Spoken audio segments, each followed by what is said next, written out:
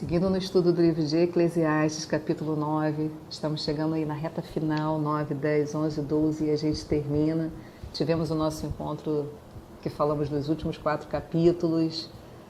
O encontro ele é muito importante, ele é muito bom, porque aqui a gente tem que ser breve, a gente tem que, não dá para aprofundar, nem deixar,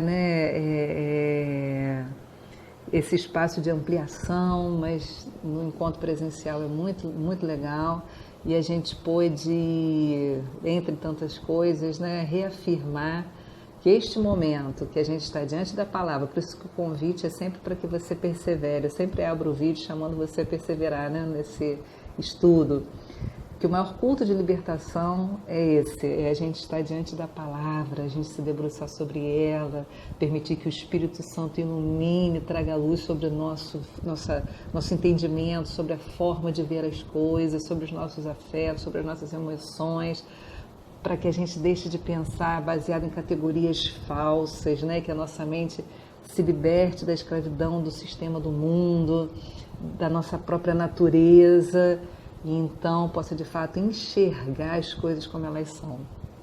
Quando Jesus fazia o convite, a advertência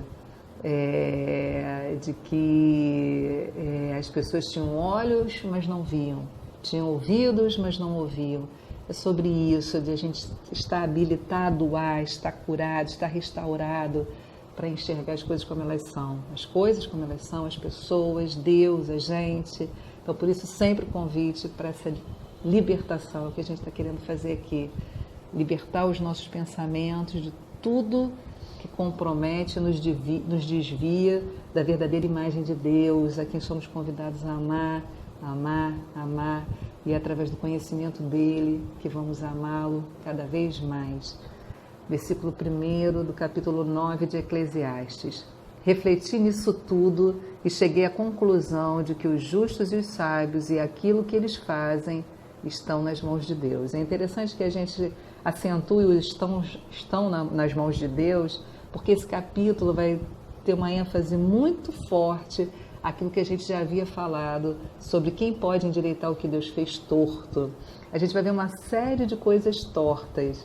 A gente vai ver que esse capítulo vai nos remeter à nossa total falta de domínio sobre as coisas, como somos limitados, como a nossa autonomia é muito pequena, mas tem palavra de esperança, Sempre tem palavra de esperança. Às vezes eu não trago a palavra de esperança aqui porque eu quero que a luz de Eclesiastes reflita na gente esse pensamento sobre a vida debaixo do sol, sem Deus, a vida debaixo do sol como ela é, sem enxergar nada além, sem enxergar o sentido último das coisas, Então, ainda que esse capítulo nos faça refletir sobre as coisas tortas, exponha para a gente a nossa pequenez, a nossa falta de autonomia, a nossa falta de controle, ele já começa dizendo que tudo está nas mãos de Deus.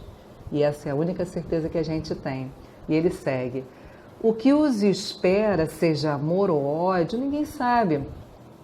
Todos partilham um destino comum, o justo e o ímpio, o bom e o mal, o puro e o impuro, o que oferece sacrifícios e os que não os oferece. A gente já viu em vídeos anteriores que é óbvio que faz diferença a forma que você vive a vida. Só que aqui a tônica é a forma que você vive a vida talvez não te garanta os resultados que você espera. Porque existem coisas fora do nosso controle, fora da nossa autonomia, fora do nosso campo de visão que nós não dominamos, mas estão nas mãos de Deus. Ele já começa pontuando essa perspectiva, O que acontece com um homem bom, acontece com o pecador. O que acontece com quem faz juramentos, acontece com quem teme fazê-los. Então, ser profano ou religioso, ser bom ou mal, será que não faz diferença?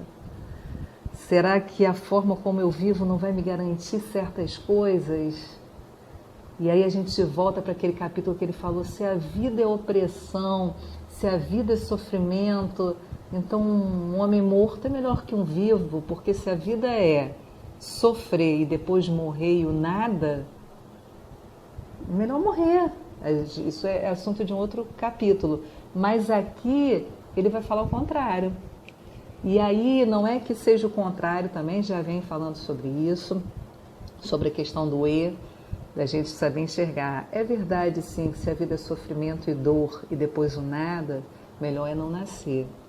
Mas, vamos seguir aqui. Este é o mal que há em tudo que acontece debaixo do sol. O destino de todos é o mesmo, a morte.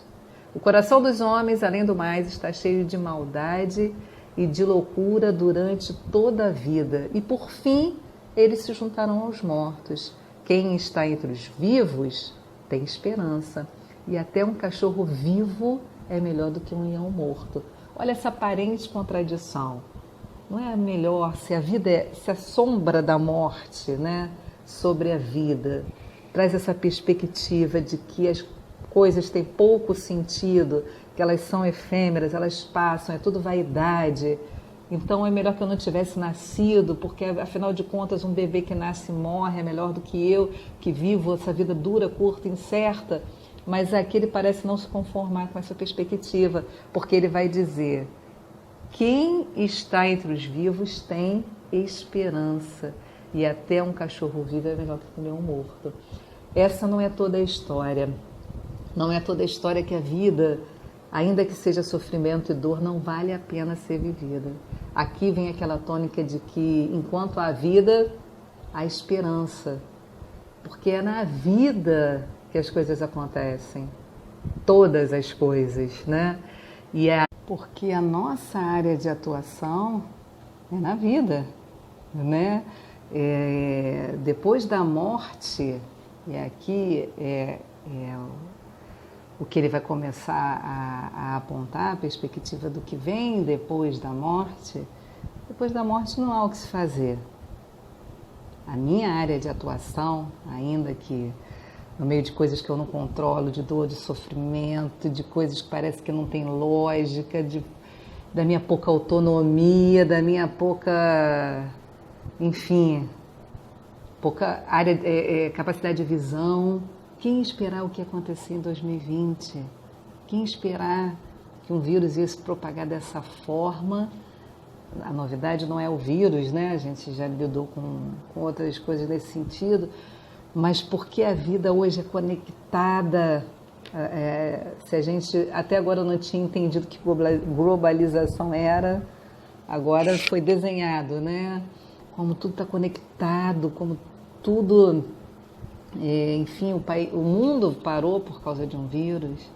Então, essa nossa falta de perspectiva, porque ainda assim vale a pena.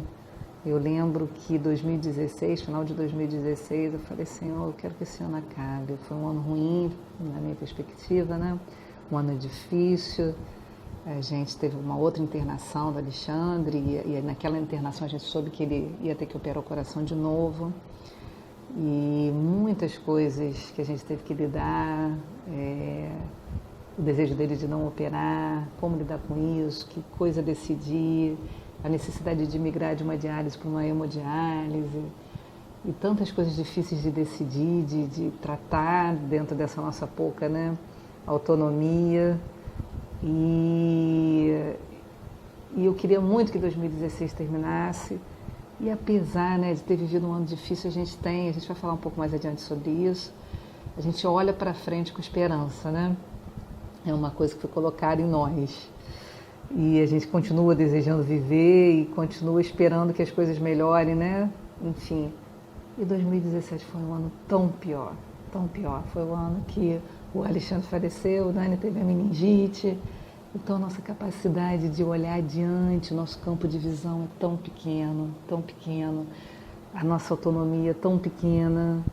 A lógica das coisas, o efeito da queda, como a minha carne, como o sistema de pensar do mundo, são coisas que eu tenho que lidar constantemente, como elas são difíceis de lidar. Enfim, vamos seguir. Ele vai dizer, né? Pois os vivos sabem que morrerão, mas os mortos nada sabem. Para eles não haverá mais recompensa. e já não se tem lembrança deles. Para eles o amor, o ódio e a inveja há muito desapareceram. Nunca mais terão parte em nada do que acontece debaixo do sol. O que tem para acontecer é na vida, é antes. Essa é a nossa área de atuação, a vida. Por isso que a vida é melhor, né? Um cão vivo é melhor do que um leão morto. Ainda que a vida pura, né, curta, dura e incerta, a vida sofrida, a vida sem perspectiva e frustrante nos leve a desejarmos não termos nascido, fato é que se estamos vivos, desejamos viver, né? Fato é que, na maioria dos casos, claro, se não há um quadro de depressão, né? Enfim, eu estou falando como regra geral, ainda que a gente sofra, né? Se a gente pode pegar a música do Gonzaguinha, né? Que a vida, apesar de sofrida, ela é desejada, né? Ela é, enfim, é o que a gente tem, é a vida. Então, e aí ele vai dizer, né, que dentro desse contexto há compensações na vida, coisas na vida que de certa forma compensam. E aí eu vou ler o versículo e vou usar do C.S. Lewis para poder lançar luz sobre isso, porque é claro que ele fala muito melhor do que eu, né? Ele vai dizer aqui no versículo 7, portanto, vá, ok, você não tem controle sobre nada, o que você tem é a vida que você pode viver, e diante disso tudo, vá, coma com prazer a sua comida e beba o seu vinho de coração alegre, pois Deus já se agradou do que você fez, do que você faz. Esteja sempre vestido com roupas de festa e unja sempre a sua cabeça com óleo. Desfrute a vida com a mulher a quem você ama, todos os dias desta vida sem sentido que Deus dá a você debaixo do sol. Parece tão incoerente essa frase. A vida é sem sentido que Deus dá a você debaixo do sol. Eu acho que a falta de sentido está na nossa incapacidade de enxergar, né? Por isso o culto de libertação que a gente precisa, a palavra. Todos os seus dias sem sentido, pois essa é a sua recompensa na vida pelo seu árduo trabalho debaixo do sol. E aí eu disse que eu queria usar o C.S. Lewis, e o que eu queria usar do C.S. Lewis é um trecho do livro dele, O Peso da Glória. Ele fala, né, no capítulo, exatamente no capítulo, né, do Peso da Glória, é o primeiro, ele vai falando essa questão das pessoas que não têm, né, a cosmovisão cristã, de enxergarem o céu como um suborno, né, para que não está tudo bem na vida, mas você persevera, você continua, porque a recompensa vai vir lá na frente. E aí ele vai falando sobre isso, e até que quando chega nessa questão do que é a nossa porção aqui, ele vai falar, né, antes das coisas que não tem capacidade de nos satisfazer. A gente já falou disso no outro vídeo, eu falei do Timothy Keller, dos deuses falsos. Ele passa pelo mesmo princípio, o princípio é o mesmo. Só que quando ele vai dizer das coisas boas que nós somos habilitados a gozar delas, né? A usá-las e gozá-las, e aí ele vai trazer a tônica aqui. Eu acho que ele lança a luz sobre por que então viver a vida com a pessoa que você ama, qual a importância disso, né? Diante dessas coisas outras que jogam esse peso sobre a vida. Eu quero ler o que ele diz, né? Os livros ou a música nos quais pensamos que a beleza estava localizada nos trairão, se confiarmos nele. Não é que isso estava neles, apenas que veio por meio deles, e aquilo que veio por intermédio deles era apenas um anseio. Essas coisas, a beleza, a recordação de nosso próprio passado, são boas imagens daquilo que realmente desejamos, mas se forem confundidas com a coisa em si, tornam-se ídolos mudos, partindo o coração de seus adoradores. Elas, aqui é o ponto, não são a coisa em si, são apenas a fragrância de uma flor que nunca encontramos, o eco de uma melodia que nunca ouvimos, notícias de um país que nunca visitamos. Essas coisas aqui descritas é o aroma de coisas superiores que nós vamos experimentar, mas que Deus já deixou aqui esse desfrute. Deus já se agradou do que você faz. Viver o amor, usando de novo C.S. Lewis, Os Quatro Amores, né? Um outro livro dele, viver o amor romântico, viver o amor da amizade, viver o amor do filho, viver esses amores é um perfume que nos remete, é através dessas coisas, do amor do casamento, do amor dos amigos que partilham a mesa, que partilham a vida, da alegria que a gente experimenta através dessas coisas, é o meio pelo qual nós experimentamos coisas aqui e agora que vão ser experimentadas na sua plenitude. Essas coisas são o aroma do céu, essas coisas são aquilo que a gente pode experimentar, é o meio através do qual nós somos remetidos a coisas superiores. E aí dor, sofrimento, a incoerência que eu não controlo da vida, as coisas que eu sou incapaz de enxergar, são suportadas na dinâmica daquilo que eu experimento através dessas coisas, daquilo que flui de Deus e do céu e do reino sobre a minha vida através dessas coisas. O perfume que vem, essas coisas aqui são o perfume das coisas que vamos experimentar plenamente. E aí eu acho isso lindo, eu acho isso maravilhoso, e é isso que traz esse sentido que a gente precisa para enfrentar esse sistema em que vivemos, esse sistema da queda, esse sistema das coisas corrompidas, das quais a gente vai lidar até o fim.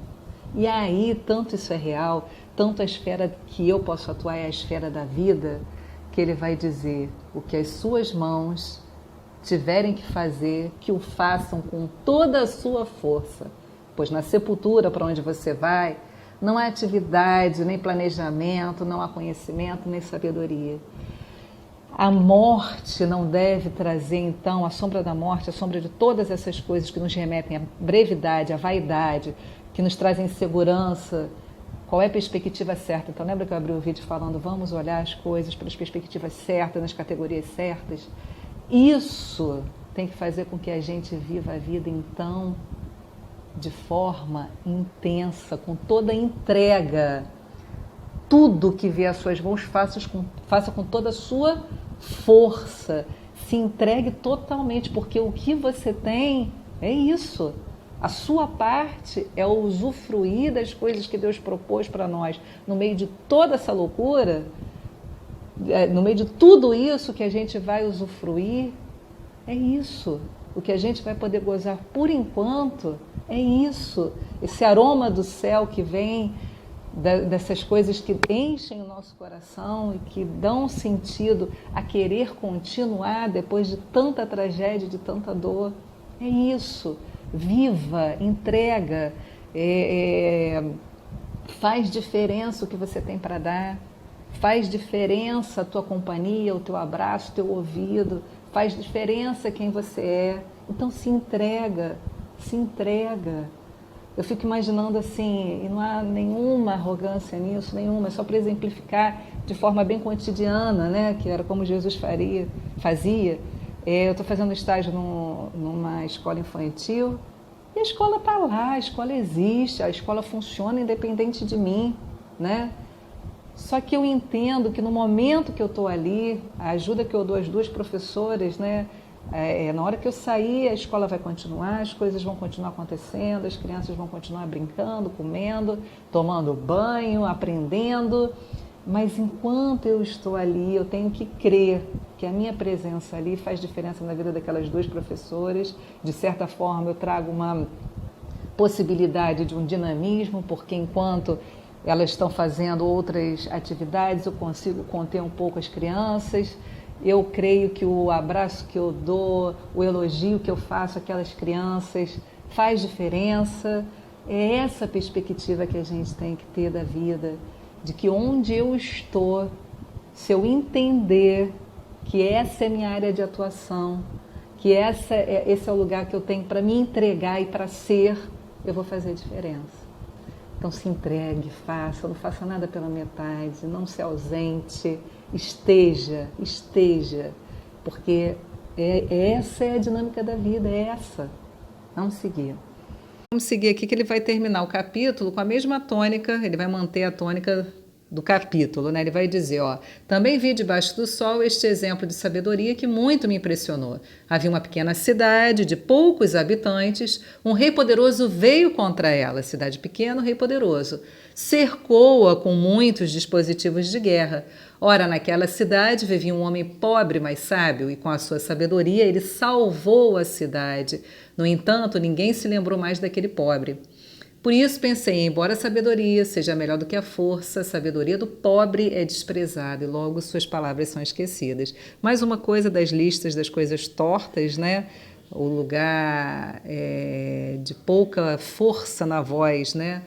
Do pobre, do oprimido. O comentarista até fala, né, de Joabe que perseguia, num contexto lá de guerra, ele saiu em perseguição. Eu não vou lembrar o nome da pessoa, do rei, eu não sei exatamente. Eu acho que foi daquelas pessoas que quando Davi saiu de Jerusalém, né, fugindo de Absalão, né, que amaldiçoou Davi, mas sinceramente não tenho certeza, mas a história é a seguinte, que quando Joabe persegue, esse homem entra numa cidade e Joabe cerca a cidade, uma mulher da cidade fala: o que está acontecendo? Por que você, né, vai vir contra nós? Ele fala, porque fulano se escondeu aí. Essa mulher fala, não precisa. Se é ele que você quer, você vai ter a cabeça dele ainda hoje. E ela, então, com essa ação, ela livra toda a cidade de se indispor numa guerra, entregando, então, a pessoa que Joabe estava perseguindo. Então, assim, isso garantiu, né, a preservação daquela cidade, evitou a guerra, mas necessariamente não é assim que as coisas acontecem, necessariamente as coisas não acontecem como nós supomos, mas isso, né, ainda que, finalzinho aqui, ó, as palavras dos sábios devem ser ouvidas com mais atenção do que os gritos de quem domina sobre tolos. A sabedoria é melhor do que as armas de guerra, mas um só pecador destrói muita coisa boa. Ainda que as coisas sejam assim, ainda que a gente viva nesse ambiente árido, hostil, antagônico, o chamado ainda assim é para que a gente viva uma vida com potência, é para que a gente viva uma vida de entrega, para que essa sombra toda que é lançada sobre nós, ao invés de nos oprimir, de nos encolher, nos impulsione, que nos dê a visão correta de que o período de tempo que eu tenho é esse, a minha área de ação é essa, e que então, ao invés de ser restringido por essas coisas, eu vivo a vida que agrada a Deus, que é a vida com fé. Sem fé é impossível agradar a Deus. O chamado, então, olha, é esse o ambiente, ele é hostil, ele é torto, ele é contrário, mas viva com todas as suas forças, o que você for fazer, faça plenamente, entregue-se totalmente, dedique-se. Saiba, né, aproveitar aquilo que Deus proveu para a gente de refúgio nessa vida, vou repetir, de aroma do céu para a gente, e que todas essas coisas potencialize, então, essa vida vivida no poder do Espírito, que transcende tudo isso, que continua tendo esperança, alegria, paciência, paz, amor, longanimidade, benignidade neste ambiente, né? Esse é o desafio para a gente.